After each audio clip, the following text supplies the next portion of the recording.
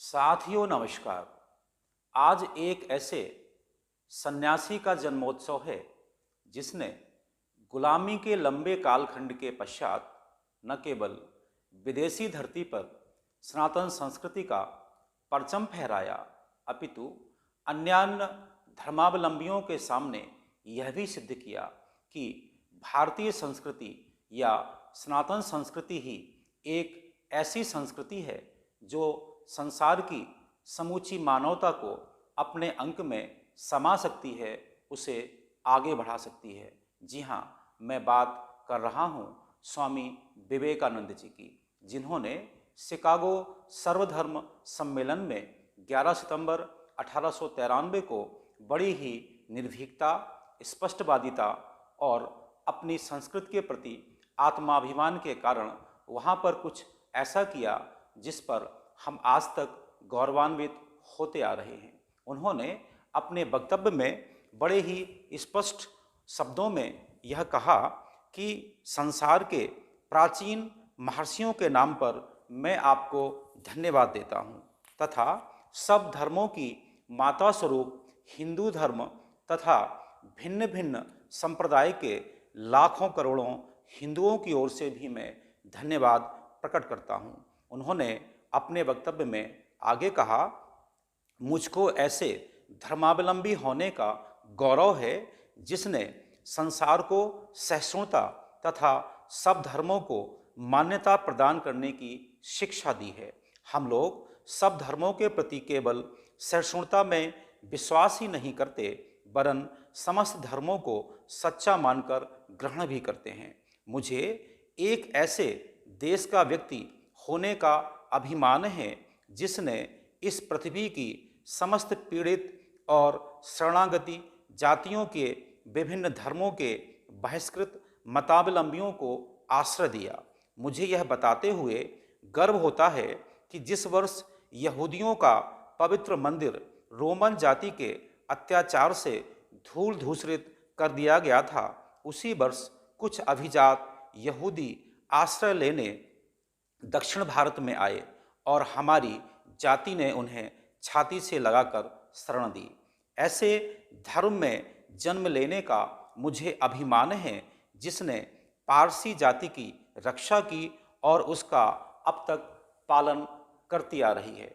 स्वामी जी ने सभी धर्मों को मान्यता देते हुए श्रीमद् भगवद गीता के एक श्लोक का भी उद्धरण दिया, ये यथा माम प्रपद्यन्ते ताम तस्तैव भजाम्यहम मम वर्तमानुवर्तन्ते मनुष्या पार्थ सर्वसा। इसका अभिप्राय हुआ, जो कोई मेरी ओर आता है चाहे किसी प्रकार से हो, मैं उसको प्राप्त होता हूँ। लोग भिन्न भिन्न मार्ग द्वारा प्रयत्न करते हुए अंत में मेरी ओर ही आते हैं।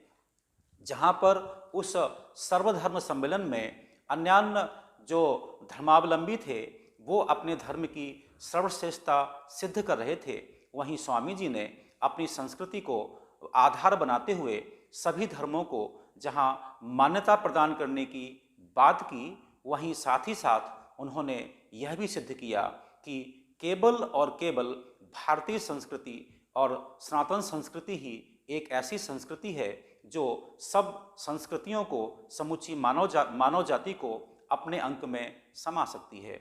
उन्होंने हर प्रकार की रूढ़ियों का नकारते हुए और सत्य का जो अन्वेषण है उस पर उन्होंने ध्यान दिया, उसको उन्होंने आगे बढ़ाने का प्रयत्न किया, जैसा कि हमारी संस्कृति करती है। हमारी जो संस्कृति में जो बहुत अच्छी बात है उसमें कहीं भी रूढ़ियों को मान्यता प्राप्त नहीं है। स्वामी जी की जो 4 बड़ी फेमस पुस्तकें हैं, ज्ञान योग, कर्म योग, भक्ति योग और राजयोग, ये राजयोग पुस्तक मेरे हाथ में है। इसमें एक जो उद्धरण है, स्वामी जी बड़ी स्पष्टता के साथ कहते हैं, भौतिक विज्ञान तुम जिस ढंग से सीखते हो ठीक उसी ढंग से यह धर्म विज्ञान भी सीखना होगा। इसमें गुप्त रखने की कोई बात नहीं है, किसी विपत्ति की भी आशंका नहीं है। इसमें जहाँ तक सत्य है वह सबके समक्ष राजपथ पर प्रकट रूप से प्रचारित किया जाना चाहिए। इसका अभिप्राय यह हुआ कि धर्म में ऐसी कोई भी गोपनीय बात नहीं होती है जो किन्हीं खास लोगों को बताई जा सके। धर्म तो वह है जिसमें उसकी बातें किसी को भी कहीं भी बताई जा सकती हैं। मैं आज की जो युवा पीढ़ी है उससे निवेदन करना चाहता हूँ, वो थोड़ा सा समय निकालें और स्वामी जी को अपना आदर्श मानते हुए उनको पढ़ने का प्रयास करें।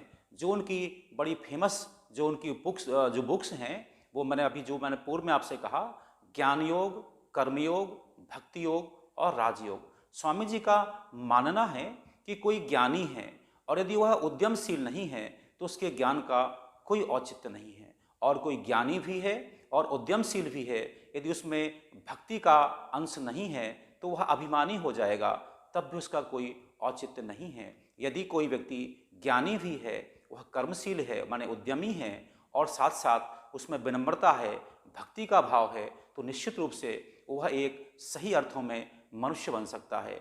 मैं आज इतना ही कहूँगा स्वामी विवेकानंद जी की जयंती के अवसर पर कि हम समस्त जो भारतीय लोग हैं, कम से कम हम तो स्वामी जी के आदर्श पर चलने का प्रयत्न करें ही करें। यदि हम इन 4 पुस्तकों को नहीं पढ़ सकते हैं तो उन्हीं की एक पुस्तक है, उसका नाम है संचयन। उस संचयन में उनके विभिन्न वक्तव्यों का समावेश है।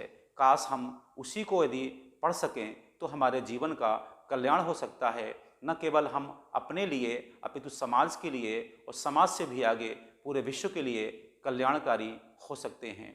मैं उनके ध्येय वाक्य को बोलते हुए अपनी बात को पूरा करूँगा। उत्तिष्ठित जागृत प्राप वरान्य बोधत, उठो जागो लक्ष्य प्राप्ति तक रुको मत, चलते रहो चरैवेति चरैवेति चरैवेति निरंतरम। ओम शांति इति।